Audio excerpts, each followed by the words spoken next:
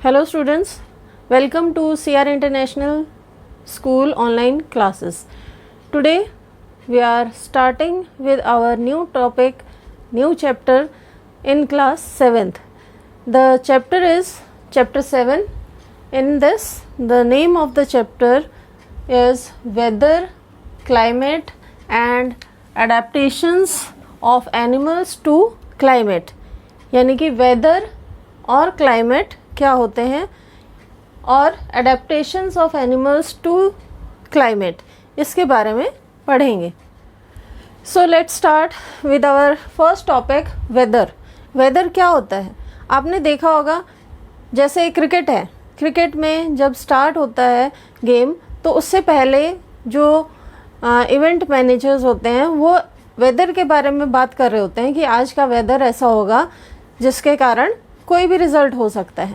तो ये वेदर क्या चीज़ होती है जो मैटर करती है हर फील्ड में, चाहे वो गेम्स हो, चाहे आपने प्लानिंग करनी हो वेकेशंस की, चाहे आपने घर से बाहर जाना हो, या आपने न्यूज़ देखनी हो या न्यूज़पेपर पढ़ा हो. तो इन सब चीज़ों में आप वेदर को हमेशा एक स्टैंड रखते हो और उसके बारे में जानते हो. इसके बाद आपने देखा होगा कि जब भी आपने वेकेशंस प्लान करनी होती है तो आप उसी के अकॉर्डिंग अपना जो लगेज है वो तैयार करते हो. मान लो आपने कहीं हिल स्टेशन जाना है, तो हिल स्टेशन पे जैसे कि आपको पता है वहाँ टेम्परेचर ठंडा रहता है और आप किसी हॉट टेम्परेचर वाले एरिया से जाते हो, तो आपको बहुत ज़रूरी है कि उस प्लेस के यानी हिली प्लेस के अकॉर्डिंग अपने जो ड्रेसेस हैं उनको तैयार करना. तो आपको विंटर वाले जो क्लोथ्स होते हैं वो रखने चाहिए. इसके अलावा यदि आप कहीं कोस्टल एरियाज़ में जाते हो तो उसके अकॉर्डिंग आपको अपने प्रिपरेशन करनी चाहिए. आप घर से बाहर निकलते हो, ऑफिस भी जाते हो या किसी काम के लिए भी बाहर जाना होता है, मार्केट जाना होता है, घूमने के लिए जाना होता है, तो आप सबसे पहले वेदर फोरकास्ट पर नज़र डालते हो कि आज का मौसम क्या होगा. कहीं बारिश ना आ जाए अचानक, कहीं आपका जो प्लान है वो फ्लॉप ना हो जाए. तो ये कारण क्या हैं? इनको हम क्यों इतनी अहमियत देते हैं कि वेदर को देख के ही हम आगे प्रोसीड करें किसी भी काम में. और ये सारी नॉलेज, ये सारी इन्फॉर्मेशन जो है रिगार्डिंग द वेदर फोरकास्टिंग आपको न्यूज़ में, न्यूज़पेपर्स में और रेडियो के थ्रू डेली आपको अपडेट होती रहती है. और आपके जो आजकल टच स्क्रीन के फ़ोन्स हैं उनमें भी आप सारी वेदर रिपोर्ट लेकर अपने प्लानिंग कर सकते हैं. तो ये जो वेदर है इसी के ऊपर हमारा बहुत सा काम निर्भर होता है. जो डेफिनेशन है वेदर की, उसके according the atmospheric condition on a particular day at a place with respect to temperature, humidity, rainfall, speed and direction of wind etc. is called weather. यानी कि वेदर हम किसे कहते हैं? वेदर वो कंडीशन होती है हमारे एटमॉस्फेयर की जो आने वाले 24 घंटों में हमें टेम्परेचर से related, humidity, rainfall, speed and direction of the wind related हमें इंफॉर्मेशन प्रोवाइड कराती है. तो वो एक पर्टिकुलर प्लेस का, एक पर्टिकुलर डे के अकॉर्डिंग हमें ये सारी इंफॉर्मेशन मिलती है. तो ये उस जगह का वेदर कहलाता है.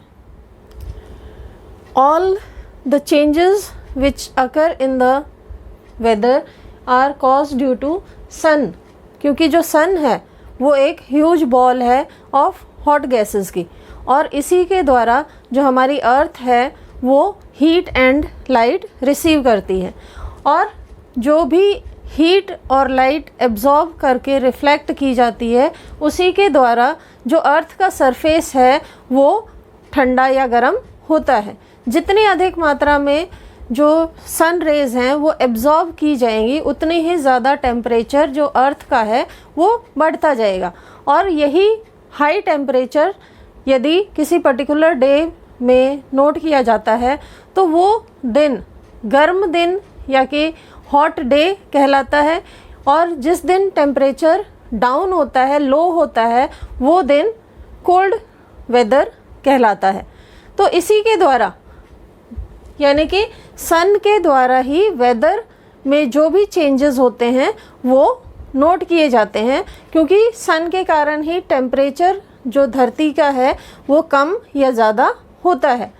इसी प्रकार जब सन की जो रेज़ हैं वो समुद्र या आप कह सकते हैं डिफरेंट वाटर बॉडीज़, चाहे नदियाँ हो, तालाब हो, झीलें हो, उनके द्वारा जब बहुत अधिक मात्रा में सनरेज़ एब्जॉर्ब की जाती है और उसी के कारण, उसकी हीट के कारण उसमें इवेपोरेशन होता है किसी भी सरफेस से, किसी भी वाटर सरफेस से जब सन जो है उसको हीट अप करता है और ये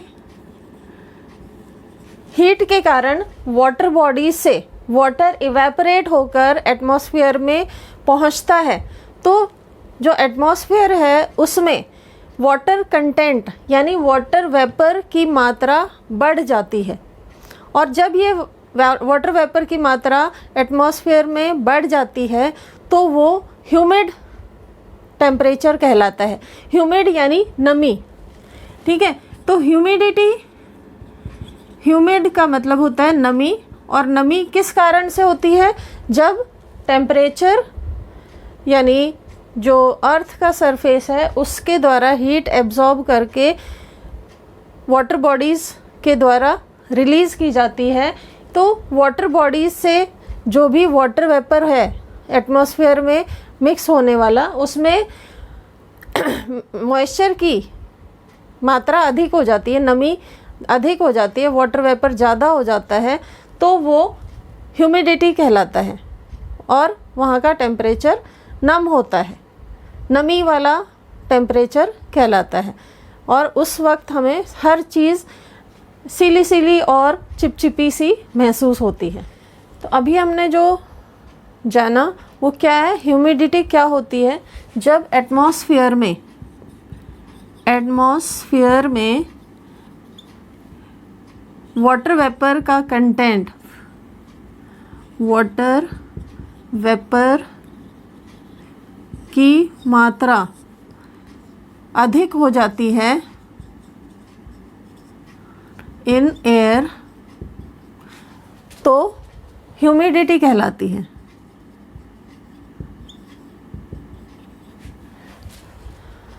यानी ये किस कारण से होता है? जब समुद्र से पानी ऊपर उठता है और क्लाउड फॉर्म करता है। ये क्लाउड फॉर्म होते हैं किस कारण से? क्योंकि यहाँ पर वाटर वेपर जो है वो इकट्ठा हो रहा है, ठीक है। और वाटर वेपर कैसे बना? जो समुद्र के ऊपर सरफेस से जो हॉट एयर ऊपर राइज होती है लाइट होकर, उसके कारण वाटर वेपर ऊपर उठता है और इकट्ठे होकर क्लाउड फॉर्म करता है। और जहाँ क्लाउड फॉर्म होता है वहाँ पर मॉइस्चर का कंटेंट ज़्यादा होता है और इसी कारण से वहाँ पर ह्यूमिडिटी, जिसको हम आर्द्रता कहते हैं, वो अधिक होती है। तो आर्द्रता क्या होती है? जब हवा में पानी के कण अधिक होते हैं और उसके वजह से नमी हमें महसूस होती है, तो वो ह्यूमिडिटी कहलाती है। नेक्स्ट है लो प्रेशर एरिया कैसे फॉर्म होता है।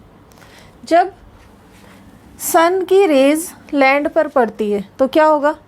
ये लैंड जो है ये हीट अप हो जाएगी। हीट अप होना यानी गर्म होना,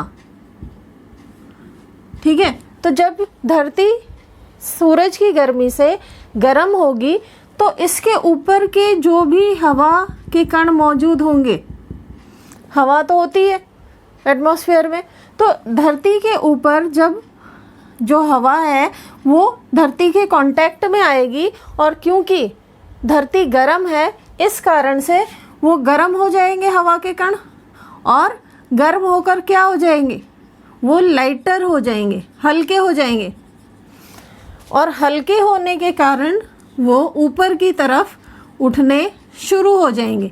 इसको हम कह सकते हैं hot air rises up due to lighter wait.